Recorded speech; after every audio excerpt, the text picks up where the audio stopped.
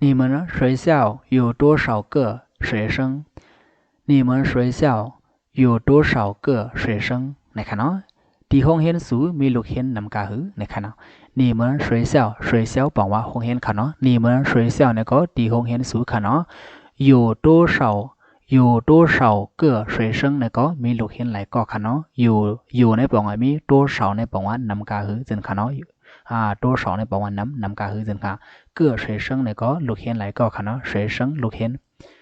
600个600個ค่ะเนาะ6ปอง600ในปองว่าปากค่ะเนาะ600ในก็ปองว่า600ค่ะเนาะเพราะว่า500ในก็ปองว่า500ค่ะเกิดมาในปองว่าก็มันเนี่ยค่ะเนาะ600个ในก็600個ค่ะนะครับ你想吃哪种水果你想吃哪种水果ไม่ใครกินหมักไม่มิ้วไหลนะครับเนาะ你ไม่想吃ปองว่าใครกินค่ะเนาะ想ปองว่าใคร哪种水果เนี่ยก็หมักไม่มิ้วไหลค่ะเนาะหนาในปองว่าอันไหลค่ะเนาะตรงในซ้ำปองว่ามิ้วค่ะเนาะหนาตรงเนี่ยก็มิ้วไหลค่ะเนาะหนาตรงมิ้วไหล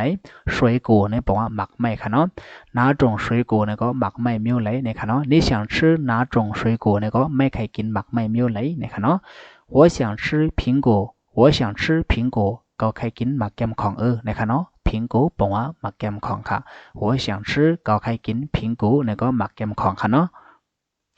今天饭店开门吗今天饭店开门吗เมื่อไหนจ่องร้านข้าวพักเปิดอยู่นะคะเนาะ今天บอกว่าเมื่อไหนค่ะเนาะฟันเตียนบอกว่าร้านข้าวพักค่ะคายเหมือนบอกว่าเปิดค่ะเนาะคายบอกว่าเปิดเมื่อไหนบอกว่าเมื่อไหนบอกว่าพักดูค่ะเนาะคายเหมือนในก็บอกว่าเปิดพักดูค่ะเนาะก้อยกับคายเหมือนในมันแค่ว่าจ่องร้านเพราะว่าคายเหมือนมา今天饭店คายเหมือนมาในก็มันแค่บอกว่าเมื่อไหนจ่องร้านข้าวพักเปิดพักดูมันอยู่นะคะเนาะปวงใครบอกว่าเมื่อไหนจ่องร้านข้าวพักเปิดอยู่เจนค่ะเนาะโอเคพักดูมันในก็ว่าไว้กันค่ะเนาะ今天星期一不开门